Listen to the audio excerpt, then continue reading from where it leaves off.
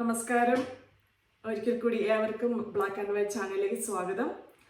എൻ്റെ പേര് ബിന്ദു. എൻ്റെ ചാനൽ നിങ്ങൾ ആദ്യമായിട്ട് കാണുന്നതെങ്കിൽ ഷെയർ ചെയ്യാനും സബ്സ്ക്രൈബ് ചെയ്യാനും ലൈക്ക് ചെയ്യാനും മറക്കരുത്. അപ്പോൾ കഴിഞ്ഞ 2 വീഡിയോ ഞാനൊരു OBയെ കുറിച്ച് പറഞ്ഞിരുന്നു, സെൽഫ് ചെക്കിംഗ് പ്രോസസ്സിനെ കുറിച്ച് പറഞ്ഞിരുന്നു. നല്ല റെസ്പോൺസ് തന്നെയാണ് അതിനുണ്ടായത്. അപ്പോൾ കമൻറ്റ് ചെയ്തൊക്കെ ചോദിച്ചു ഓസ്കിയെ കുറിച്ചൊന്ന് പറയാമെന്ന്. അപ്പോൾ ഞാൻ അതിൻ്റെ ഓവറോൾ ഓസ്കി എന്താണ്, അതായത് ഒബ്ജക്റ്റീവ് സ്ട്രക്ചേർഡ് ക്ലിനിക്കൽ എക്സാമിനേഷൻ, അതാണ് ഓസ്കി. അപ്പോൾ ഓസ്കി എന്താണ്, അവരെന്താണ് ചെയ്യുന്നത്, എന്താണ് അസസ് ചെയ്യുന്നത് എന്നുള്ള വീഡിയോ ആണ് ഞാൻ ഇന്ന് ചെയ്യുന്നത്. അടുത്ത വീഡിയോയിൽ പേഷ്യൻ്റ് അസസ്മെൻറ്റിനെ കുറിച്ച് പറയുന്നതായിരിക്കും. അപ്പോൾ ഞങ്ങൾ ജനറലായിട്ട് ഹോസ്പിറ്റലിൽ എന്താണ്, എങ്ങനെയാണ് ഇവിടെ ഓസ്ട്രേലിയൻ സിസ്റ്റം എങ്ങനെയാണ്, പേഷ്യൻറ്റിനെ കുറിച്ച് എന്തൊക്കെയാണ് നമ്മൾ ചെയ്യുന്നത് എന്നുള്ള അടുത്ത വീഡിയോയിൽ ഞാൻ അതിനെക്കുറിച്ച് ഡീറ്റെയിൽ ആയിട്ട് നിങ്ങൾക്ക് പറഞ്ഞു തരാം. കാരണം എല്ലാം കൂടെ പറയുമ്പോൾ ഒത്തിരി ലെങ്തി ആയിപ്പോവും വീഡിയോ. അപ്പോൾ അതുകൊണ്ടാണ് ഞാനത് 2 സെക്ഷനാക്കി വിടാമെന്ന് വിചാരിച്ചത്. അപ്പോൾ നിങ്ങൾ ഇത് ആദ്യം കാണുക. അപ്പോൾ നമുക്ക് ആദ്യം ഓസ്കി എന്താണെന്ന് നമുക്ക് നോക്കാം. അപ്പോൾ ഓസ്കി ഞാൻ പറഞ്ഞ പോലെ ഒബ്ജക്റ്റീവ് സ്ട്രക്ചേർഡ് ക്ലിനിക്കൽ എക്സാമിനേഷൻ എന്നാണ്. അപ്പോൾ നമുക്ക് ആ പേര് കൊണ്ട് തന്നെ മനസ്സിലാവും അവർ ക്ലിനിക്കലായിട്ടാണ് നിങ്ങളെ അസസ് ചെയ്യാൻ പോകുന്നതെന്ന്. ഇതിന് 10 സ്റ്റേഷൻസ് ഉണ്ട്. അപ്പോൾ അതായത് 10 ക്ലിനിക്കൽ സിനാരിയോസ് ആയിരിക്കും അവർ പറയുന്നത്. മീനിങ് 10 സ്റ്റേഷനിൽ 10 പേഷ്യൻറ്റിൻ്റെ സിറ്റുവേഷൻ അവർ നിങ്ങൾക്ക് തരും. അതിൽ ഈച്ച് സ്റ്റേഷനിലും 2 മിനിറ്റ് റീഡിങ് ടൈം ഉണ്ട്. ആ 2 മിനിറ്റ് നിങ്ങൾ പരമാവധി യൂട്ടിലൈസ് ചെയ്യണം. നിങ്ങൾ ജസ്റ്റ് ഒന്ന് വായിച്ചു, നിങ്ങൾക്ക് സമയമുണ്ടെങ്കിലും നിങ്ങൾ അതിനെ തറവായിട്ട് വായിച്ചിരിക്കണം. നമുക്ക് ആ 2 മിനിറ്റ് വായിക്കുമ്പോൾ തന്നെ നമുക്ക് ആ പേഷ്യൻറ്റിനെ കുറിച്ച് ഒരു ഐഡിയ കിട്ടും, എന്ത് സിറ്റുവേഷനാണ് അത് എന്നുള്ളത്. ആ സിറ്റുവേഷൻ അനുസരിച്ച് നമുക്ക് ആ പേഷ്യൻറ്റിനെ അസസ് ചെയ്യാനും അതിനെ പെർഫോം ചെയ്യാനും നമുക്കത് കെയർ കൊടുക്കാനും അത് മാനേജ് ചെയ്യാനും അതിൻ്റെ പ്ലാനിങ്, ഡോക്യുമെൻറ്റേഷൻ ഇതെല്ലാം നമുക്ക് ചെയ്യാൻ പറ്റും. അതുകൊണ്ട് ആ 2 മിനിറ്റ് അവർ പറയുന്നത് കറക്റ്റായിട്ട് യൂട്ടിലൈസ് ചെയ്യുക. നിങ്ങൾക്ക് ഈച്ച് സ്റ്റേഷനിൽ റിമൈനിങ് 8 മിനിറ്റ്സ് നിങ്ങൾക്ക് പേഷ്യൻറ്റിനെ അസസ് ചെയ്യാനും പ്ലാൻ ചെയ്യാനും കെയർ കൊടുക്കാനും അതുപോലെ തന്നെ ഡോക്യുമെൻറ്റേഷൻ ഈ ഉള്ള കാര്യങ്ങളെല്ലാം ആ 8 മിനിറ്റ്സിനുള്ളിൽ നിങ്ങൾ ചെയ്തിരിക്കണം. ഈ 8 മിനിറ്റിൽ നിങ്ങൾ കംപ്ലീറ്റ് ചെയ്യാതെ വരികയാണ് എന്നുണ്ടെങ്കിൽ നിങ്ങൾ ആ കറക്റ്റ് ടൈം കഴിയുമ്പോൾ നെക്സ്റ്റ് സ്റ്റേഷനിലേക്ക് മൂവ് ചെയ്യുക. ഈ സ്റ്റേഷനിൽ ഇത് കംപ്ലീറ്റ് ചെയ്യാനായിട്ട് ഒരിക്കലും നിൽക്കരുത്. അതുപോലെ ടൈം മാനേജ്മെൻറ്റ് എന്ന് പറയുന്നത് വളരെ ക്രൂഷ്യലാണ്. അപ്പോൾ നിങ്ങൾ ആ ടൈം അനുസരിച്ച് നിങ്ങൾ പെർഫോം ചെയ്യണം. എനിക്ക് തോന്നുന്നു 1 മിനിറ്റിന് മുമ്പ് നിങ്ങൾക്ക് അലേർട്ട് തരും. അപ്പോൾ അതനുസരിച്ച് നിങ്ങൾ പ്ലാൻ ചെയ്യുക, ടൈം മാനേജ്മെൻറ്റ് കീപ്പപ്പ് ചെയ്യുക.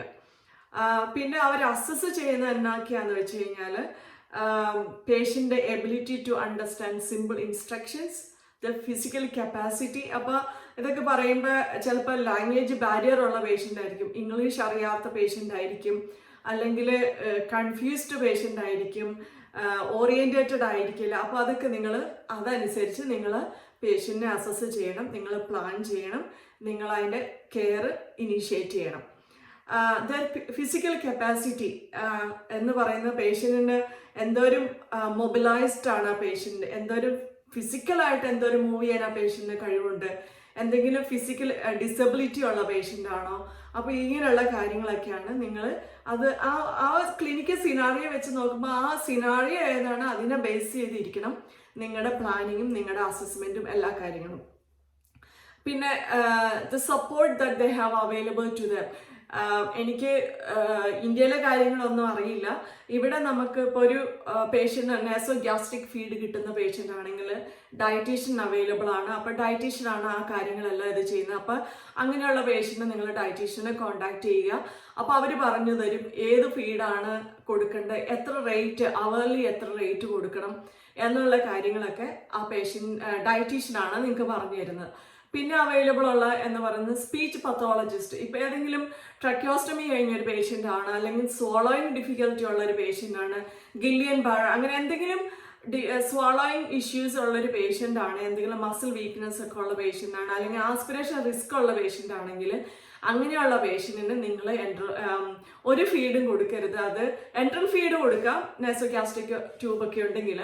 അല്ലാത്ത പേഷ്യൻറ്റിന് നിങ്ങൾ ഓറൽ ഫീഡ് ചെയ്യുമ്പോൾ എപ്പോഴും സ്പീച്ച് പത്തോളജിസ്റ്റ് വന്ന് അവരുടെ സ്വാളോ അസസ് ചെയ്ത് അവരുടെ ഗൈഡൻസിൽ മാത്രമാണ് നിങ്ങൾക്ക് ചെയ്യാൻ പറ്റുകയുള്ളൂ. അത് പിന്നെ ഫിസിയോ, ഇപ്പോൾ പേഷ്യൻ്റെ മൊബിലിറ്റി ഒക്കെ പോസ്റ്റോ പേഷ്യൻസ് ഫോർ എക്സാമ്പിൾ, അങ്ങനെയുള്ള പേഷ്യൻറ്റിനെ ഫിസിയോ ആയിട്ട് കോണ്ടാക്ട് ചെയ്യുക. അപ്പോൾ ഫിസിയോ വന്ന് അവരെ അസസ് ചെയ്യും. അപ്പോൾ അവർ അതിനുള്ള ഇൻസ്ട്രക്ഷൻസ് തരും. ഇങ്ങനെയുള്ള പല സർവീസ്. പിന്നെ പാസ്റ്റൽ കെയർ, ഇങ്ങനെ ഒത്തിരി ദിവസങ്ങളായിട്ട് ഹോസ്പിറ്റലിൽ കിടക്കുന്ന പേഷ്യൻ്റ്, അവർക്ക് ഇമോഷണൽ സപ്പോർട്ട് വേണം, സൈക്കോളജിക്കൽ സപ്പോർട്ട് വേണം, അല്ലെങ്കിൽ സ്പിരിച്വൽ സപ്പോർട്ട് വേണം. അങ്ങനെയുള്ള പേഷ്യൻസിന് പാസ്റ്റൽ കെയർ അവൈലബിൾ ആണ്. പിന്നെ ഫോർ എക്സാമ്പിൾ പേഷ്യൻറ്റിന് വൂണ്ട്, അത് നിങ്ങൾക്ക് ഏത് ഡ്രസ്സിങ് യൂസ് ചെയ്യണം എന്നുള്ള കാര്യങ്ങളൊക്കെ അറിയാനായിട്ട് നേഴ്സ് അവൈലബിൾ ആണ്. അപ്പോൾ അങ്ങനെയുള്ള സർവീസസ് ഇവിടെ ഒത്തിരി അവൈലബിൾ ആണ്. പിന്നെ പേഷ്യൻ്റ് സോഷ്യൽ ഇഷ്യൂസ്, എന്തെങ്കിലും വീട്ടിൽ എന്തെങ്കിലും ഇഷ്യൂസ് ഉണ്ട്, ഇപ്പം അമ്മ ഹോസ്പിറ്റലാണ്, ചെറിയ കുട്ടികളാണ്, അവർ വീട്ടിലുണ്ട്, അവരെ നോക്കാൻ ആരുമില്ല. അപ്പം അങ്ങനെയുള്ള സാഹചര്യങ്ങളിൽ സോഷ്യൽ വർക്കർ അവൈലബിൾ ആണ്. അപ്പോൾ അവരത് അസസ് ചെയ്തിട്ട് അവരതിനുള്ള ഓഫേഴ്സ്, അവരതിനുള്ള ഹെൽപ്പ്, സപ്പോർട്ട് അവർ ഓഫർ ചെയ്യും. അപ്പോൾ അങ്ങനെയുള്ള പല സർവീസസും ഇവിടെ അവൈലബിൾ ആണ്. പിന്നെ ഇനി വിഷൻ ഓർ ഹിയറിംഗ് ഇമ്പയർമെൻറ്റ്സ്, അങ്ങനെയുള്ള പേഷ്യൻറ്റിനെ നിങ്ങൾക്ക് കിട്ടുവാണെങ്കിൽ അതിൻ്റെ എങ്ങനെ നിങ്ങൾ അങ്ങനെയുള്ള പേഷ്യൻ്റ് എങ്ങനെ മാനേജ് ചെയ്യണം, അവരുടെ റിസ്ക് എന്താണ്. ഇപ്പം വിഷൻ ഇമ്പയർമെൻ്റ് ഉള്ള പേഷ്യൻറ്റിന് ഫോൾസ് റിസ്ക് കൂടുതലായിരിക്കും, കാരണം അവർക്ക് കാണാൻ പറ്റില്ല. അപ്പം അങ്ങനെയുള്ള പേഷ്യൻസ് ഹസാർഡ്സ്, എന്തെങ്കിലും സ്ലീപ്പ് ഫ്ലോർ ഉണ്ടോ, അങ്ങനെ അല്ലെങ്കിൽ എന്തെങ്കിലും എക്യുപ്മെൻറ്റ്സ് അല്ലെങ്കിൽ എന്തെങ്കിലും സാധനങ്ങൾ അവർ നടക്കുന്ന വഴിയിലൂടെ എന്തെങ്കിലും ഉണ്ട്, അപ്പോൾ അതൊക്കെ നമ്മൾ മാറ്റി കൊടുക്കുക, അതെല്ലാം അസസ് ചെയ്തിട്ട് അതെല്ലാം ക്ലിയർ ചെയ്യണത് നമ്മുടെ ഉത്തരവാദിത്തമാണ്. അപ്പോൾ അതെല്ലാം നിങ്ങൾ ഇത് ചെയ്തിരിക്കണം. പിന്നെ വിഷനും അല്ലെങ്കിൽ ഹിയറിംഗ് ഇമ്പയർമെൻറ്റ്സ് ഉള്ള പേഷ്യൻ്റ് ഒരു ഐ ലെവൽ ഇത് മെയിൻറ്റെയിൻ ചെയ്യാനായിട്ട്, ഐ കോണ്ടാക്ട് ഐ ലെവലിൽ മെയിൻറ്റെയിൻ ചെയ്യാനായിട്ട് നോക്കുക. പിന്നെ സിമ്പിളായിട്ടുള്ള ലാംഗ്വേജ് യൂസ് ചെയ്യുക, ശരിക്കും നോർമലായിട്ട് നമ്മൾ സംസാരിക്കുന്ന പോലെ സംസാരിക്കുക, ഷൗട്ട് ചെയ്യാതിരിക്കുക. പിന്നെ നമ്മൾ അവരുടെ പേര് വിളിച്ച് ആദ്യം നമ്മൾ അവരുടെ പേര് വിളിച്ചതിന് ശേഷം നമ്മൾ അവരോട് സംസാരിക്കാനായിട്ട് ശ്രമിക്കുക. അപ്പോൾ അങ്ങനെയുള്ള കാര്യങ്ങളൊക്കെ ആണ് ഇതിലൊക്കെ നിങ്ങൾ പ്രത്യേകം ശ്രദ്ധിക്കേണ്ട കാര്യങ്ങൾ. പിന്നെ അതിൻ്റെ കൂടെ അവരുടെ ഡിസീസ് എന്താണ്, അതനുസരിച്ചുള്ള അതിൻ്റെ കാര്യങ്ങളും നിങ്ങൾ അസസ്മെൻ്റ് എല്ലാം നടത്തി അതിൻ്റെ പ്ലാൻ എല്ലാം ഇനിഷ്യേറ്റ് ചെയ്യുക. പിന്നെ അവരുടെ എന്തൊക്കെ സ്കില്ലാണ് അവർ, what skills will the students be assessed on, practical skills. അപ്പോൾ അത് പറയുന്നത് ഫിസിയോളജിക്കൽ ഒബ്സർവേഷൻസ്, നിങ്ങൾ എന്തെല്ലാമാണ് ഒബ്സർവ് ചെയ്യുന്നത്. ഇപ്പോൾ ഒരു പേഷ്യൻ്റ് ബ്ലീഡ് ചെയ്യുന്നുണ്ട്, അപ്പോൾ അതിനകത്ത് നിങ്ങൾ ആ ബ്ലീഡ് ചെയ്യുന്നത് നിങ്ങൾ കാണുന്നുണ്ടോ, അപ്പോൾ അതിനുള്ള കാര്യങ്ങൾ HB ചെക്ക് ചെയ്യുന്നതും അല്ലെങ്കിൽ അത് എസ്കലേറ്റ് ചെയ്യുന്ന മറ്റുള്ളവരെ ഹെൽപ്പ് വിളിക്കുന്നത് അല്ലെങ്കിൽ പ്രഷർ ഡ്രസ്സിങ് അപ്ലൈ ചെയ്യുന്നത്, അങ്ങനെയുള്ള കാര്യങ്ങളൊക്കെയാണ് ഫിസിയോളജിക്കൽ ഒബ്സർവേഷനിൽ വരുന്നത്. പേഷ്യൻ്റ് അലേർട്ടാണോ, ഡ്രൗസി ആണോ, കൺഫ്യൂസ്ഡ് ആണോ, കോൺഷ്യസ് ആണോ, എത്ര പെട്ടെന്ന് അക്യൂട്ട് ഓൺസെറ്റ് ആണ്, അതോ ക്രോണിക് ആയിട്ടുള്ള പ്രോബ്ലമാണ്, ഇങ്ങനെയുള്ള കാര്യങ്ങളൊക്കെയാണ് ഫിസിയോളജിക്കൽ ഒബ്സർവേഷനിൽ ഉണ്ടായിരിക്കേണ്ടത്. വൈറ്റൽ സയൻസ്, ഇപ്പോൾ ബ്ലഡ് പ്രഷർ എടുക്കുമ്പോൾ പേഷ്യൻ്റ് എന്തെങ്കിലും അബ്നോർമൽ ആയിട്ട് എന്തെങ്കിലും ഉണ്ടെങ്കിൽ അതെങ്ങനെ എസ്കലേറ്റ് ചെയ്യണം, അതിനുള്ള ക്രൈറ്റീരിയകൾ ഉണ്ടാവും. ഇപ്പം 1:30 കഴിഞ്ഞ് കഴിഞ്ഞാൽ നമ്മൾ മെഡിക്കൽ എമർജൻസി ടീമിനെ വിളിക്കണം, അത് ഇനീഷ്യേറ്റ് ചെയ്യുക. അപ്പോൾ അതല്ലാതെ 1:30 വരെ എന്തെങ്കിലും 100 തൊട്ട് 1:30 വരെ എന്തെങ്കിലും അബ്നോർമാലിറ്റി ഉണ്ടെങ്കിൽ, ഹാർട്ട് റേറ്റിൻ്റെ കാര്യമാണ് ഞാൻ പറയുന്നത്. അപ്പോൾ അത് ഉണ്ടെങ്കിൽ അത് അതിൻ്റെ കൺസൾട്ടൻ്റ് അവരുടെ ടീമിനെ വിളിച്ച് അത് റിവ്യൂ ചെയ്യാൻ നോക്കുക. പിന്നെ പേഷ്യൻ്റിനോട് ചോദിക്കുക എന്തെങ്കിലും പെയിൻ ഉണ്ടോ, എന്തുകൊണ്ടാണ് ഹാർട്ട് റേറ്റ് പെട്ടെന്ന് കൂടാൻ കാരണം, പേഷ്യൻ്റ് ടെമ്പറേച്ചർ ഹൈ ആണോ, അല്ലെങ്കിൽ വേറെ എന്തെങ്കിലും ഇഷ്യൂസ് ഉണ്ടോ, ഹാർട്ട് റിതം പ്രോബ്ലം എന്തെങ്കിലും ഉള്ള പേഷ്യൻസ് ഉണ്ട്. അപ്പം ഏട്രിയൽ ഫിബ്രിലേഷനൊക്കെ ഉള്ള പേഷ്യൻ്റ് ആണെങ്കിൽ അവരുടെ ഹാർട്ട് റേറ്റ് ഒക്കെ ചിലപ്പോൾ കുറച്ചൊക്കെ ഹൈ ആയിരിക്കും. അത് പേഷ്യൻ്റ് നോർമൽ എത്രയാണ്, അബ്നോർമൽ ആണ് എത്രയാണ് എന്നുള്ളതൊക്കെ നമ്മൾ അറിഞ്ഞിരിക്കുക. പിന്നെ കാൽക്കുലേറ്റിംഗ് ഡ്രഗ് ഡോസേജസ്, അത് നമ്മൾ അതിൻ്റെ ഫോമുല അറിഞ്ഞിരിക്കണം. ഇപ്പോൾ ഒരു ഡോക്ടർ ഓർഡർ ചെയ്ത് കഴിയുമ്പോൾ എത്ര മില്ലിഗ്രാം കൊടുക്കാനായിട്ട് എങ്ങനെ, അത് എനിക്ക് തോന്നുന്നു നമ്മൾ പ്രത്യേകിച്ച് നാട്ടിൽ നിന്നൊക്കെ വന്നവരൊക്കെ ഇത് മാനുവലായിട്ട് കാൽക്കുലേറ്റ് ചെയ്യുന്നുണ്ട്, അതിനുള്ള എക്സ്പേർട്ട് ആയിരിക്കും. പക്ഷെ അതിൻ്റെ ഫോമുലേഴ്സ് അത് കിലോഗ്രാം വെച്ചാണ് ഏതെങ്കിലും ഡ്രഗ് കാൽക്കുലേറ്റ് ചെയ്യുന്നത്, അതെങ്ങനെ കാൽക്കുലേറ്റ് ചെയ്യണം എന്നുള്ള കാര്യങ്ങളൊക്കെ അറിഞ്ഞിരിക്കുക. പിന്നെ എസെപ്റ്റിക് നോൺ ടച്ച് ടെക്നിക്ക്, അത് ഭയങ്കര ഇതാണ്. അത് ഇപ്പോൾ എവിടെയാണെങ്കിലും ഇൻഫെക്ഷൻ കൺട്രോൾ ചെയ്യുക എന്നുള്ളത് നമ്മുടെ ഒരു ഉത്തരവാദിത്തമാണ്. നമ്മളപ്പോൾ ഒരു ഡ്രസ്സിങ് ചെയ്യുമ്പോൾ അല്ലെങ്കിൽ ഒരു ഇഞ്ചക്ഷൻ കൊടുക്കുമ്പോഴാണെങ്കിലും നോൺ ടച്ച് ടെക്നിക്ക്, നമ്മൾ അതിൻ്റെ നീഡിലിൽ തൊടാതിരിക്കുക. പിന്നെ ഹാൻഡ് ഹൈജീൻ വെരി ഇമ്പോർട്ടൻ്റ് ആണ്. 5 മൂമെന്റ്സ് ഓഫ് ഹാൻഡ് ഹൈജീൻ അത് ഫോളോ ചെയ്യാൻ നോക്കുക. അതിനെക്കുറിച്ചുള്ള ഞാൻ ഇതിനെക്കുറിച്ച് കുറച്ചുകൂടി ഡീറ്റെയിൽ ആയിട്ട് ഞാൻ അടുത്ത വീഡിയോയിൽ പറയുന്നതായിരിക്കും. പിന്നെ ഹോസ്പിറ്റൽ റെസിസ്റ്റേഷൻ അതെങ്ങനെയാണ് ചെയ്യുന്നത്. അപ്പോൾ ഡിഫിബ്രിലേറ്റർ ഉണ്ടാവില്ല എന്ന് അവർ എഴുതിയിട്ടുണ്ട്. ബാക്കി ഉള്ള ബേസിക് ലൈഫ് സപ്പോർട്ട് എങ്ങനെ കൊടുക്കണം എന്നുള്ളത് ആണത്. അപ്പോൾ അതിനെക്കുറിച്ച് അറിഞ്ഞിരിക്കുക. Safe disposal of sharps. അപ്പോൾ നമ്മൾ ഷാർപ്പ് ഇപ്പം നമ്മളൊരു ക്യാനല ഇട്ട ഒരു പേഷ്യൻ്റ് അതിൻ്റെ നീഡിൽ എങ്ങനെ, അല്ലെങ്കിൽ ഒരു ഇഞ്ചക്ഷൻ കൊടുത്തു കഴിഞ്ഞാൽ ആ നീഡിൽ എങ്ങനെ അത് നമ്മൾ ഡിസ്പോസ് ചെയ്യുക, അതിന് പ്രത്യേകം ഷാർപ്പ് കണ്ടെയ്നർ ഉണ്ടാവും. അപ്പോൾ അതിൽ ഡിസ്പോസ് ചെയ്യുക, അത് ആ കാര്യങ്ങളൊക്കെയാണ് അറിഞ്ഞിരിക്കണം. പിന്നെ മെഡിക്കേഷൻ അഡ്മിനിസ്ട്രേഷൻ, അപ്പോൾ റൈറ്റ്സ് 7-8 റൈറ്റ്സ് ഉണ്ട്. അപ്പോൾ അതെന്തൊക്കെയാണ് എന്നുള്ളത് അറിഞ്ഞിരിക്കുക. വൂണ്ട് കെയർ ചെയ്യുന്നത് എങ്ങനെയാണ്. പിന്നെ ഹാൻഡ് ഹൈജീൻ ഞാൻ ആദ്യം പറഞ്ഞ പോലെ 5 moments. Therapeutic patient communication very important ആണ്, അത് അറിഞ്ഞിരിക്കണം. പിന്നെ infection control practice, hand hygiene one of them ആണ്. പിന്നെ അതുപോലെ തന്നെ non touch technique, sterile technique, ഇതൊക്കെ അതിനകത്ത് വരുന്നതാണ്. പിന്നെ പേഷ്യൻറ്റ് ഐഡൻറ്റിഫിക്കേഷൻ, പേഷ്യൻ്റെ റിസ്റ്റ് ബാൻഡ് ചെക്ക് ചെയ്യുക, പേഷ്യനോട് ചോദിക്കുക പേര്, ഡേറ്റ് ഓഫ് ബർത്ത്, പിന്നെ നമ്പർ ചെക്ക് ചെയ്യുക, ഇങ്ങനെയുള്ള കാര്യങ്ങളൊക്കെ നമ്മൾ ചോദിച്ചിരിക്കണം. Intravenous therapy administration and management. ചില ഡ്രഗ്സ് ഒക്കെ നമുക്ക് ഡബിൾ സൈനിങ് അത്യാവശ്യമാണ്. ഇപ്പോൾ കൺട്രോൾ ഡ്രഗ്സ്, ഡയാസിപ്പാം, അങ്ങനെയുള്ള ജസ്റ്റ് ഒരു എക്സാമ്പിൾ പറഞ്ഞു എന്നേ ഉള്ളൂ. അങ്ങനെയുള്ള ഡ്രഗ്സ് ഒക്കെ നമ്മൾ 2 പേര് ചെക്ക് ചെയ്ത് കൗണ്ട് ചെയ്ത് 2 പേര് സൈൻ ചെയ്ത് 2 പേര് പേഷ്യൻ്റെ അടുത്ത് പോയി അത് അഡ്മിനിസ്ട്രേറ്റ് ചെയ്യുക, 2 പേര് സൈൻ ചെയ്യുക, അതും അങ്ങനെയുള്ള കാര്യങ്ങളൊക്കെ നമ്മൾ പ്രത്യേകമായിട്ട് ചെയ്തിരിക്കണം. Risk management in the clinical environment. ഇപ്പോൾ ഒരു പേഷ്യൻ്റ് അഡ്മിറ്റ് ചെയ്ത് കഴിഞ്ഞാൽ എന്തെല്ലാം risk, falls risk, pressure injury risk, അങ്ങനെയുള്ള കാര്യങ്ങളൊക്കെ നമ്മൾ ചെയ്തിരിക്കുക. അതിന് പ്രത്യേക ഫോമൊക്കെ ഉണ്ടാവും, ആ ഫോമൊക്കെ നമ്മൾ ഫില്ല് ചെയ്യണം. ഇത്രയുള്ള കാര്യങ്ങളൊക്കെയാണ് പ്രാക്ടിക്കൽ സ്കിൽസിൽ വരുന്നതെന്നാണ് അപ്രയുടെ ഹാൻഡ് ബുക്ക്. ഇത് നവംബർ 2020 അപ്ര പുറത്തിറക്കിയ ഒരു ഹാൻഡ് ബുക്കാണ് ഓസ്കിയെ കുറിച്ച്. അപ്പോൾ അതാണ് ഞാനിപ്പോൾ പറഞ്ഞിരിക്കുന്നത്. പിന്നെ ഈ എക്സാമിനർ എന്തൊക്കെയാണ്, അവരുടെ കമ്മ്യൂണിക്കേഷനിൽ എന്തൊക്കെയാണ്, what does the examiner assess in relation to communication. Assessor കമ്മ്യൂണിക്കേഷൻ്റെ ഇതിൽ എന്താണ് നിങ്ങൾ അസസ് ചെയ്യുന്നത്? Clearly explaining care, diagnosis, investigations or treatments. അപ്പോൾ പേഷ്യനോട് നമ്മൾ എന്ത് ചെയ്താലും പേഷ്യനോട് നമ്മൾ സംസാരിച്ചിരിക്കണം. നമ്മൾ അവരോട് എന്താണ് നമ്മൾ ചെയ്യാൻ പോകുന്നതെന്ന് ചെയ്യുന്നതിന് മുമ്പ് അവരെ എക്സ്പ്ലെയിൻ ചെയ്യണം, അവരുടെ കൺസെന്റ് വാങ്ങിച്ചിരിക്കണം. പിന്നെ അവർക്ക് റൈറ്റ് ഉണ്ട്, അത് റെഫ്യൂസ് ചെയ്യാനുള്ള റൈറ്റ് ഉണ്ട്. അപ്പോൾ നമ്മൾ ഒരിക്കലും ഫോഴ്സ് ചെയ്ത് കൊടുക്കരുത്. നമുക്ക് അവരോട് എക്സ്പ്ലെയിൻ ചെയ്യാം, അതിൻ്റെ ഗുണങ്ങൾ എന്താണ്, അതിൻ്റെ റിസ്ക് എന്താണ്, നമുക്ക് എക്സ്പ്ലെയിൻ ചെയ്ത് കൊടുക്കാം.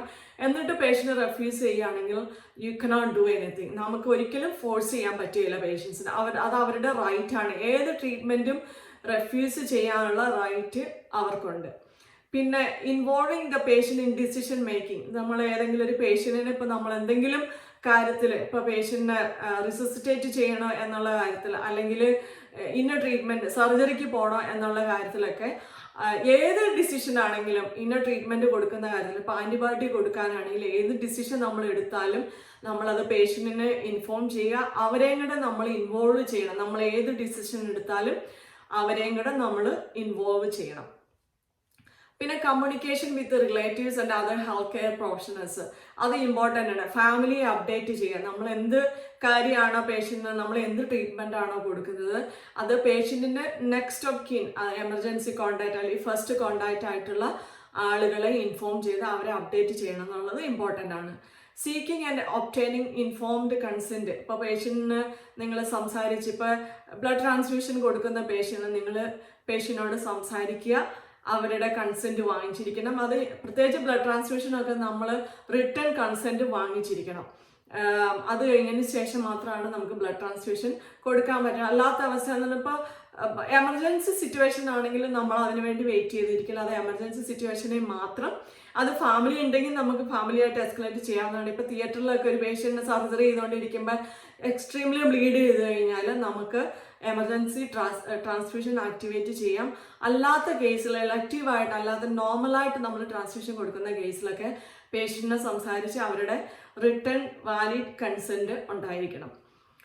പിന്നെ ആക്റ്റീവ് ലിസണിങ്. ഇപ്പോൾ നിങ്ങൾ പേഷ്യൻറ്റിനോട് സംസാരിക്കുന്നു, പേഷ്യൻറ്റ് നിങ്ങളോട് അവരുടെ കാര്യങ്ങളൊക്കെ പറയുമ്പോൾ നമ്മൾ അവരെ ലിസൺ ചെയ്യുക, നമ്മൾ അപ്രോപ്രിയേറ്റ് ആയിട്ട് അവരെ റെസ്പോണ്ട് ചെയ്യുക. അപ്പോൾ അവരെന്തെങ്കിലും ഒരു കാര്യം പറഞ്ഞു കഴിഞ്ഞാൽ, ഇപ്പം എനിക്ക് ഞാൻ കഴിഞ്ഞ ദിവസങ്ങളിൽ വീണിരുന്നു, അപ്പോൾ അതിനെക്കുറിച്ച് നമ്മൾ ചോദിക്കാം, വീണിട്ട് when you had what happen to you, എങ്ങനെയുള്ള കാര്യങ്ങൾ നമ്മൾ ആ സിറ്റുവേഷൻ നമ്മൾ ചോദിച്ച് അവരോട് മനസ്സിലാക്കിയിരിക്കണം. അപ്പോൾ proper communication is very important ആണ്. അത് നമ്മൾ ഏത് വാർഡിലാണെങ്കിലും നമ്മൾ ഏത് ജോലി ഏത് പേഷ്യൻ്റിനെയാണ് നമ്മൾ ലുക്ക് ആഫ്റ്റർ ചെയ്യുന്നതിൽ, ഈവൻ ഈ ICUവിൽ സെഡേറ്റഡ് ആയിട്ടുള്ള പേഷ്യൻറ്റിനോട് പോലും നമ്മൾ സംസാരിച്ചിരിക്കണം എന്നുള്ളതാണ്. സംസാരിച്ച് നമ്മൾ ഏത് കെയറാണ് കൊടുക്കുന്നത് അത് അവരോട് നമ്മൾ സംസാരിച്ചാണ് നമ്മൾ ഏത് കെയറും നമുക്ക് കൊടുക്കാൻ സാധിക്കുള്ളൂ. പിന്നെ dealing appropriately with an anxious patient or anxious relatives. അപ്പോൾ അങ്ങനെയുള്ള ആൻഷ്യസ് പേഷ്യൻസിനെ എങ്ങനെയാണ് നമ്മൾ ഡീൽ ചെയ്യേണ്ടത് എന്നുള്ള കാര്യങ്ങളും അറിഞ്ഞിരിക്കുക. Providing clear instructions on discharge, ഇപ്പോൾ ഡിസ്ചാർജ് പ്ലാനിങ് അങ്ങനെയുള്ള കാര്യങ്ങൾ. Demonstrating compassion and care during communication, clear documentation. അപ്പോൾ ഇങ്ങനെയുള്ള കാര്യങ്ങളാണ് അപ്ര നിങ്ങളെ അസസ് ചെയ്യുന്നത്. ഓസ്കി എക്സാമിനേഷനിൽ ഒരു എക്സാമിനർ നിങ്ങളെ കമ്മ്യൂണിക്കേഷൻ ബേസിൽ ഇങ്ങനെയുള്ള കാര്യങ്ങളൊക്കെയാണ് നിങ്ങളെ അസസ് ചെയ്യുന്നത്. പിന്നെ ബിഫോർ ദി എക്സാമിനേഷൻ നിങ്ങൾ രജിസ്റ്റർ ചെയ്യുക. പിന്നെ അതുപോലെ തന്നെ അതിൻ്റെ ഫീസ് നിങ്ങൾ $4,000 ആണ്. ആ $4,000 അത്ര അടച്ചതിന് ശേഷമാണ് നിങ്ങൾക്ക് ഡേറ്റ് ബുക്ക് ചെയ്യാനും പറ്റുകയുള്ളൂ. അപ്പോൾ അത് ശ്രദ്ധിക്കുക. അതുപോലെ തന്നെ എന്ത് കമ്മ്യൂണിക്കേഷൻ ആണെങ്കിലും അത് ഇമെയിൽ വഴി ചെയ്യാൻ ശ്രമിക്കുക. ഒരിക്കലും ഫോൺ വിളിച്ച് നിങ്ങൾ ഇപ്പോൾ വോയിസ് മെസ്സേജിൽ പോവുക, അല്ലെങ്കിൽ നിങ്ങൾ മെസ്സേജ് ലീവ് ചെയ്യുക, അല്ലെങ്കിൽ മെസ്സേജ് ഡ്രോപ്പ് ചെയ്ത് കഴിഞ്ഞാൽ ഒരിക്കലും അവർ തിരിച്ചു വിളിക്കില്ല. അതുകൊണ്ട് എന്ത് കമ്മ്യൂണിക്കേഷനും ഇമെയിൽ മാത്രമായിരിക്കണം നിങ്ങളുടെ കമ്മ്യൂണിക്കേഷൻ മീഡിയേറ്റർ. അപ്പോൾ അത് ശ്രദ്ധിക്കുക. ബുക്ക് ചെയ്ത് കഴിഞ്ഞിട്ട് confirmation of your exam booking, exam date നിങ്ങൾ ബുക്ക് ചെയ്തിട്ട് അത് കൺഫേം ചെയ്യണം. നിങ്ങൾ ആ ദിവസത്തിൽ എത്താൻ പറ്റുമോ എന്നുള്ളത് കൺഫേം ചെയ്തിരിക്കണം. പിന്നെ റീഫണ്ട് ഉണ്ടായിരിക്കില്ല. ഇപ്പോൾ $4,000 അടച്ചു കഴിഞ്ഞാൽ നിങ്ങൾ എക്സാം ചെയ്യണ്ട എന്ന തീരുമാനത്തിൽ എടുത്താൽ നിങ്ങൾക്ക് നിങ്ങൾ അടച്ച പൈസ ഒരിക്കലും നിങ്ങൾക്ക് തിരിച്ചു കിട്ടുകയില്ല. പിന്നെ എക്സാമിനേഷൻ ഡേ അഡ്ലൈഡിലാണ്. അഡ്ലൈഡ് ഹെൽത്ത്, അത് ഇവിടുത്തെ ഒരു സ്റ്റേറ്റ് ആണ്, സൗത്ത് ഓസ്ട്രേലിയയിലെ അഡ്ലൈഡിലെ ഹെൽത്ത് സിമുലേഷൻ സെന്ററിലാണ് ഈ എക്സാം നടക്കുന്നത്. two separate locations where the exam may be hosted. 2 ലൊക്കേഷനാണ് അവർ പറഞ്ഞിരിക്കുന്നത്.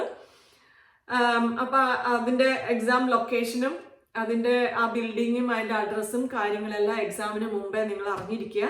അന്നേ ദിവസം വന്നിട്ട് നിങ്ങൾ പാനിക്കാവാതെ സ്ട്രെസ് ആവാതെ നിങ്ങൾ അതിന് മുമ്പ് വന്ന് അതിൻ്റെ ലൊക്കേഷനൊക്കെ അറിഞ്ഞിരിക്കണം. അതിൻ്റെ പാർക്കിംഗ് സൗകര്യങ്ങളും കാര്യങ്ങളും അതിൻ്റെ ടൈം ഇതെല്ലാം നിങ്ങൾ കറക്റ്റായിട്ട് അറിഞ്ഞിരിക്കുക. കഴിവതും എക്സാമിൻ തുടങ്ങുന്നതിന് മുമ്പ് അവിടെ ഒരു 15 അല്ലെങ്കിൽ അരമണിക്കൂർ മുമ്പെങ്കിലും നിങ്ങളൊന്ന് ആ സെൻറ്ററുമായിട്ട് അവിടുത്തെ ആ സിറ്റുവേഷനുമായിട്ട് നിങ്ങൾ എന്താ പറയുന്നത്, ഒന്ന് ഫെമിലിയർ ആവുക. അപ്പം നിങ്ങൾ ആ സ്ട്രെസ് ഒന്നും ഉണ്ടാവാതെ നിങ്ങൾക്ക് ഒരു റിലാക്സ് ചെയ്യാൻ പറ്റും. നിങ്ങൾ ആ എക്സാം തുടങ്ങുന്നതിന് വന്ന് എക്സാം സെൻറ്ററിലേക്ക് കയറാതെ കുറച്ച് നേരത്തെ അഡ്വാൻസ്ഡ് ആയിട്ട് വന്ന് അവിടുത്തെ കാര്യങ്ങളെല്ലാം ഒന്ന് ഫെമിലറൈസ് ചെയ്ത് ഒന്ന് റിലാക്സ് ചെയ്തിട്ട് വേണം നിങ്ങൾ എക്സാം സെൻറ്ററിലേക്ക് പോകാനായിട്ട്. എക്സാം തുടങ്ങുമ്പോൾ തന്നെ നിങ്ങൾ അവിടെ പ്രസൻ്റ് ആയിരിക്കണം. ഒരിക്കലും എക്സ്ട്രാ ടൈം ഒരിക്കലും നിങ്ങൾക്ക് കിട്ടുകയില്ല. അപ്പം ടൈം കീപ്പപ്പ് ചെയ്യുക എന്നുള്ളത് വളരെ ഇമ്പോർട്ടൻ്റ് ആണ്. അവർ പറയുന്നുണ്ട് familiarise yourself with the expectation for the day. അപ്പോൾ എന്താണ് ആ ദിവസം, എന്താണ് നിങ്ങൾ എക്സ്പെക്ട് ചെയ്യുക എന്നുള്ളതൊക്കെ അറിഞ്ഞിരിക്കുക. ഇപ്പം ഞാൻ പറഞ്ഞതുപോലെ തന്നെ ഞാൻ പറഞ്ഞ കാര്യങ്ങളെല്ലാം നിങ്ങൾ ഫോളോ ചെയ്യുക. എന്ന് പറഞ്ഞുകൊണ്ട് ഞാൻ പറഞ്ഞ കാര്യങ്ങൾ മാത്രം എടുക്കാതെ ഞാൻ ഇതിന് ജസ്റ്റ് അവർ ഈവൻ അപ്പുറം പോലും പറഞ്ഞിട്ടുണ്ട്, ഇത് ലിമിറ്റഡ് അല്ല, അവർ പറഞ്ഞ കാര്യങ്ങൾ ഞാൻ എക്സ്പ്ലെയിൻ ചെയ്ത് തരുന്നു എന്ന് മാത്രമേ ഉള്ളൂ. അപ്പോൾ ബാക്കിയുള്ള കാര്യങ്ങൾ പിന്നെ കുറച്ചൊക്കെ നിങ്ങൾ റിസർച്ച് ചെയ്ത് പേഷ്യൻ്റ് അസസ്മെൻറ്റും കാര്യങ്ങളെല്ലാം അറിഞ്ഞിരിക്കണം. Ensure good sleep. അപ്പോൾ എക്സാമിൻ്റെ തലേദിവസം നിങ്ങൾ രാത്രി അധികം സമയം സ്പെൻഡ് ചെയ്യാതെ നല്ല ഉറക്കം, ഒരു 8 മണിക്കൂർ നിങ്ങൾ ഉറങ്ങിയിരിക്കണം എക്സാമിൻ്റെ തലേദിവസം. So ensure you review each section of this information module. So ഈ പുറത്തിറങ്ങിയ ഹാൻഡ് ബുക്ക് നിങ്ങൾ കംപ്ലീറ്റ് ആയിട്ട് വായിച്ചിരിക്കണം. അത് തറവായിരിക്കണം. അതിനകത്ത് ഈച്ച് ഇൻസ്ട്രക്ഷൻസ് അവർ പറയുന്നുണ്ട്, എല്ലാ ഇൻസ്ട്രക്ഷനും നിങ്ങൾ വായിച്ചിരിക്കുക. പിന്നെ എന്തെങ്കിലും ഡൗട്ട് ഉണ്ടെങ്കിൽ നിങ്ങൾ കമൻറ്റ് ബോക്സിൽ ചെയ്യുക. ഞാനത് എൻ്റെ മാക്സിമം ഞാൻ നിങ്ങൾക്ക് അത് ക്ലിയർ ചെയ്ത് തരുന്നതായിരിക്കും. പിന്നെ what to bring and what to wear during the day. Comfortable ആയിട്ടുള്ള ഡ്രസ്സ് ഇടുക എന്ന് വെച്ചുകൊണ്ട് നമ്മളൊരു എക്സാമിനൊക്കെ പോവുകയല്ലേ, നമ്മളൊരു അസസ്മെൻറ്റിന് പോവുകയാണ്. അപ്പോൾ അതിൻ്റെ അനുസരിച്ചുള്ള ഡീസൻ്റ് ആയിട്ടുള്ള ഡ്രസ്സ് ഇടുക. നിങ്ങൾക്ക് കംഫർട്ടബിൾ ആയിട്ട് ഇപ്പോൾ നിങ്ങളൊരു പേഷ്യൻറ്റിനെ ലുക്ക് ആഫ്റ്റർ ചെയ്യാനായിട്ട് നിങ്ങൾക്ക് എന്ത് കംഫർട്ടബിൾ ആണ് ആ ഡ്രസ്സ് ഇടുക. പിന്നെ ഇറക്കം കുറഞ്ഞ ഡ്രസ്സൊക്കെ ഇടാതെ നിങ്ങൾ, പിന്നെ ഹൈ ഹീൽഡ് ഷൂ ഒന്നും ഇടാതെ, അങ്ങനെയുള്ള കാര്യങ്ങളൊക്കെ ശ്രദ്ധിക്കുക. ചിലപ്പോൾ നിങ്ങൾക്ക് ഒരു പേഷ്യൻ്റ്, ചിലപ്പോൾ ഫ്ലോറിൽ കിടക്കുന്ന ഒരു പേഷ്യൻ്റ് നിങ്ങൾ റിസസിറ്റേറ്റ് ചെയ്യേണ്ടി വരും. അപ്പോൾ അങ്ങനെയുള്ള സാഹചര്യങ്ങളൊക്കെ എക്സ്പെക്റ്റ് ചെയ്തുകൊണ്ട് വേണം നിങ്ങൾ ഡ്രസ്സ് ചെയ്യാനായിട്ട്. അപ്പോൾ അത് ശ്രദ്ധിക്കണം. Review the information provided about the format of the OSCE and how to conduct yourself during the OSCE. അപ്പോൾ എല്ലാ ഇൻഫർമേഷൻ നിങ്ങൾ വായിച്ചിരിക്കുക. പിന്നെ അടുത്തതായിട്ട് review the registered nurse standard for practice. അപ്പോൾ ഇവിടുത്തെ നാഷണൽ സ്റ്റാൻഡേർഡ് അതെന്തൊക്കെയാണെന്ന് അറിഞ്ഞിരിക്കുക. Code of conduct for nurses and code of ethics for nurses. അതെല്ലാം അവരുടെ വെബ്സൈറ്റിൽ പോയാൽ നിങ്ങൾക്ക് കിട്ടുന്നതായിരിക്കും. ഫോട്ടോ ഐഡന്റിഫിക്കേഷൻ, അത് നിങ്ങളുടെ പാസ്പോർട്ട് ആയിരിക്കും. അപ്പോൾ അത് കൊണ്ടുവരിക. Ensure you arrive on time. ഞാൻ ആദ്യം പറഞ്ഞ പോലെ തന്നെ നിങ്ങൾ ടൈമിന് വരിക. Ensure you allow enough time for traveling should there be any unanticipated delays in traffic. അപ്പോൾ ട്രാഫിക്കൊക്കെ മുൻകരുതിക്കൊണ്ട് വേണം നിങ്ങൾ ട്രാവൽ ചെയ്യാനായിട്ട്. അതുകൊണ്ടാണ് ഞാൻ പറഞ്ഞത് കുറച്ച് നേരത്തെ തന്നെ നിങ്ങൾ വീട്ടിൽ നിന്ന് ഇറങ്ങി. ഇപ്പോൾ എക്സാമിന് കുറച്ച് നേരത്തെ വന്നാലും കുഴപ്പമില്ല, നിങ്ങൾക്ക് അവിടെ ടൈമൊക്കെ സ്പെൻഡ് ചെയ്ത് നിങ്ങൾക്ക് റിലാക്സ് ചെയ്യാനുള്ള ഒരു ഇത് കിട്ടും. And modes of transport and park. നിങ്ങൾ ഇപ്പോൾ ബസ്സിനാണ് വരുന്നത്, അങ്ങനെ ബസ്സിൻ്റെ കാര്യങ്ങൾ, ട്രെയിനിൻ്റെ കാര്യങ്ങൾ, അതിൻ്റെ ടൈമിങ്, ഇങ്ങനെയുള്ള കാര്യങ്ങളെല്ലാം അറിഞ്ഞിരിക്കണം. Ensure you have eaten prior to arriving for your session. അപ്പോൾ ഭക്ഷണമൊക്കെ നന്നായിട്ട് കഴിച്ച് വേണം എക്സാമിന് വരാനായിട്ട്.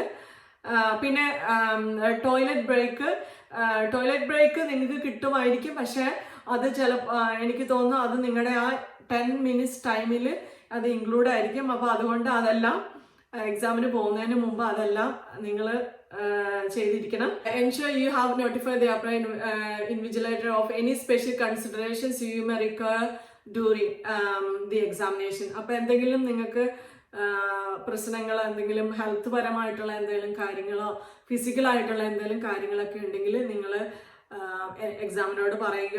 Access to medications of food waste in OSCE area. Medication കൊടുക്കാനായിട്ട് അതിൻ്റെ ആക്സസും കാര്യങ്ങളും, അതൊക്കെ മെഡിക്കേഷൻ്റെ റൂമൊക്കെ എല്ലാം ലോക്ക്ഡ് ആയിരിക്കും. അപ്പോൾ അങ്ങനെയുള്ള കാര്യങ്ങളൊക്കെ നിങ്ങൾ എന്തെങ്കിലും ഉണ്ടെങ്കിൽ അതൊക്കെ അറിഞ്ഞിരിക്കുക. ഈ ഒന്നില്ലെങ്കിൽ മാനിക്കനായിരിക്കും, അല്ലെങ്കിൽ പേഷ്യൻ്റ് ആക്ടേഴ്സ് ആയിരിക്കും. അപ്പോൾ അതും അറിഞ്ഞിരിക്കുക. പക്ഷേ അത് റിയൽ സിനാറിയോ ആയിരിക്കും, റിയൽ കേസസ് ആയിരിക്കും. മാനിക്കനാണെങ്കിലും ആക്ടേഴ്സ് ആണെങ്കിലും അത് റിയൽ ആയിട്ടുള്ള സിറ്റുവേഷൻ ആയിരിക്കും നിങ്ങൾക്ക് എക്സാമിനർ തരാൻ പോകുന്നത്. അപ്പോൾ നിങ്ങൾ റിയൽ സിറ്റുവേഷനിൽ നിങ്ങൾ നിങ്ങളുടെ പേഷ്യൻ്റ് എങ്ങനെയാണോ നോക്കുന്നത് അതുപോലെ തന്നെ നോക്കുക. Be sure to listen carefully to all instructions. അവർ പറയുന്ന ഇൻസ്ട്രക്ഷൻസ് എല്ലാം കെയർഫുൾ ആയിട്ട് കേൾക്കുക. പിന്നെ ഒരിക്കലും പാനിക് ആവാതെ, സ്ട്രെസ് ആവാതെ, ബി കോൺഫിഡൻറ്റ്. അത് അത്യാവശ്യമാണ്. നിങ്ങൾ സംസാരിക്കുന്നത്, നിങ്ങൾ കമ്മ്യൂണിക്കേഷൻ നടത്തുന്നത് നല്ല ക്ലിയർ ആയിട്ടും ലൗഡായിട്ടും സംസാരിക്കുക. എന്ന് വെച്ചാൽ ഒത്തിരി ഷൗട്ട് ചെയ്യണമെന്നല്ല പറഞ്ഞേ, ഒത്തിരി സോഫ്റ്റ് ആയിട്ട് സംസാരിക്കാതെ മറ്റുള്ളവർക്ക് കേൾക്കാവുന്ന രീതിയിൽ സംസാരിക്കുക, ക്ലിയർ ആയിട്ട് സംസാരിക്കുക, സിമ്പിൾ ആയിരിക്കുക. പിന്നെ സിമ്പതി, എമ്പതി ഇതെല്ലാം കാണിക്കാൻ ശ്രമിക്കുക. ഇപ്പം നിങ്ങളുടെ അടുത്ത് വേറെ സ്റ്റുഡൻ്റ് ഉണ്ടെങ്കിൽ അവരായിട്ട് സംസാരിക്കാനൊന്നും നിങ്ങൾ നോക്കരുത്. അതെല്ലാം അവർ മോണിറ്റർ ചെയ്യുന്നുണ്ടാവും. അപ്പം അതിൻ്റെയൊക്കെ ബേസിലായിരിക്കും നിങ്ങളുടെ അസസ്മെൻറ്റിൻ്റെ ഫൈനൽ ഔട്ട്കം വരുന്നത്. അപ്പം ഇത്രയാണ് അപ്രയുടെ ഹാൻഡ് ബുക്ക്. എൻ്റെ അനുസരിച്ച് ഞാനൊരു ഓവറോൾ നോക്കിയിട്ട് നിങ്ങൾക്കൊരു പിക്ചർ തന്നേ ഉള്ളൂ. അപ്പം നിങ്ങളത് ആദ്യം പറഞ്ഞതുപോലെ കംപ്ലീറ്റ് ആയിട്ട് വായിക്കുക. ഒരിക്കലും അത് നിങ്ങൾ അവോയ്ഡ് ചെയ്യരുത്. ക്രൂഷ്യലായിട്ടുള്ള ഇൻഫർമേഷൻസ് അതിനകത്തുണ്ട്. പിന്നെ അതുപോലെ എന്തെങ്കിലും ഡൗട്ട് ഉണ്ടെങ്കിൽ നിങ്ങൾ കമൻറ്റ് ചെയ്യാൻ മറക്കരുത്. പിന്നെ എന്താണ്, ഞാൻ പേഷ്യൻറ്റിൻ്റെ നിങ്ങൾ അവരെ അസസ് ചെയ്യുന്ന പ്രാക്ടിക്കൽ സ്കിൽസിനെ കുറിച്ച് വിശദമായിട്ടൊരു വീഡിയോ ഞാൻ അടുത്തതിൽ ഇടുന്നതായിരിക്കും. അത് ഞാൻ സെപ്പറേറ്റ് ഒരു വീഡിയോ ചെയ്യുന്നതായിരിക്കും. അപ്പം നിങ്ങൾ അത് കാണാൻ മറക്കരുത്. ഇതിൽ ഈ ഓസ്ട്രേലിയ എന്നുള്ളൊരു ഡ്രീം എല്ലാവർക്കും സക്സസ് ആവട്ടെ. അത് എല്ലാ ആശംസകളും നേരുന്നു. നിങ്ങൾ ശ്രമിച്ചാൽ നടക്കാത്തതായിട്ടൊന്നുമില്ല. അപ്പോൾ അതുകൊണ്ട് be confident, success will be there.